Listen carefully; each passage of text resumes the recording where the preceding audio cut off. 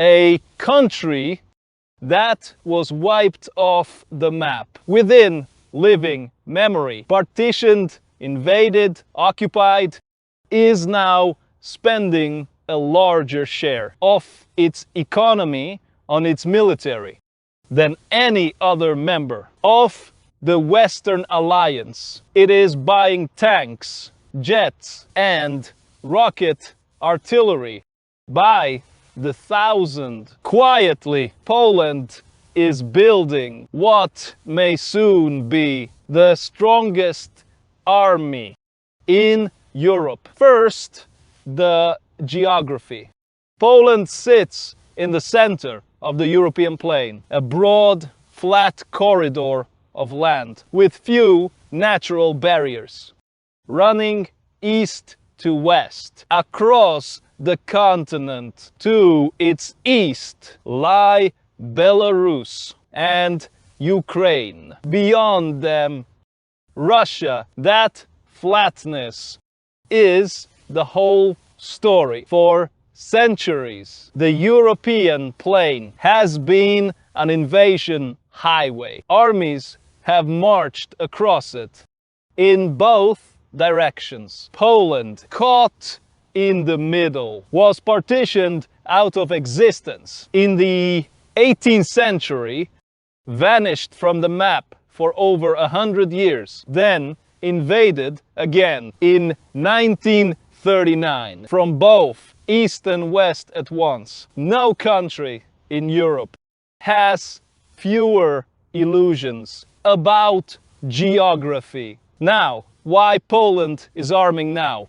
Three things have changed. First, the war in Ukraine. When Russia launched its full-scale invasion in 2022, the fighting reached Poland's immediate doorstep. For Warsaw, the threat stopped being theoretical. Second, doubt about allies. Poland watched debates in other Western capitals about how much help to send Ukraine and how long support would last. It drew a hard conclusion. Ultimately, a country must be able to defend itself. Third, the front line moved, with Finland and Sweden joining NATO and the war grinding on in the east. Poland found itself no longer in the alliance's safe interior. It had become the front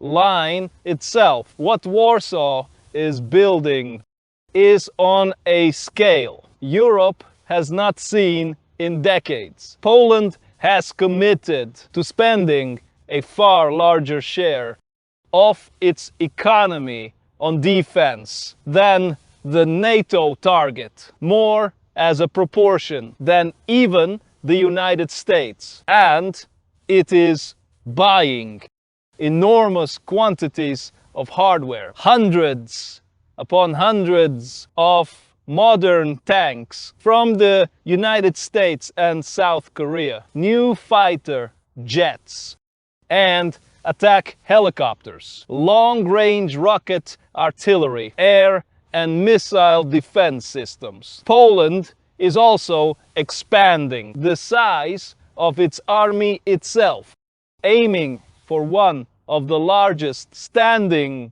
land forces in Europe. The plan is blunt: to become so strong that no one would risk attacking in the first place. A heavily armed Poland changes the shape of European defense for decades. The largest military weight in Europe sat in the West, in countries like Germany, France, and Britain. Now, the heaviest land power is shifting east toward the country that actually borders the threat. Poland increasingly argues that European security should be planned from its frontier outward. It hosts Allied troops and pre-positioned equipment.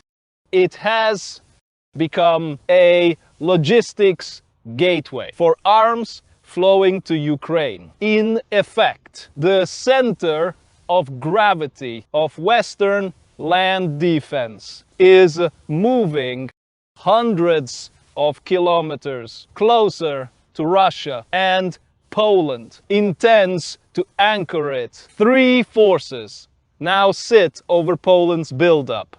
One, cost. Arming on this scale is enormously expensive, and sustaining it for years will test even a fast-growing economy. Two, absorbing it all. Buying thousands of vehicles is one thing. Crewing them, training with them, and maintaining them is another, and that takes time. Three, the alliance question. A militarily dominant Poland will expect a louder voice in how NATO and Europe are run. The map of power inside the West is shifting eastward with the guns. Poland remembers what an open plain and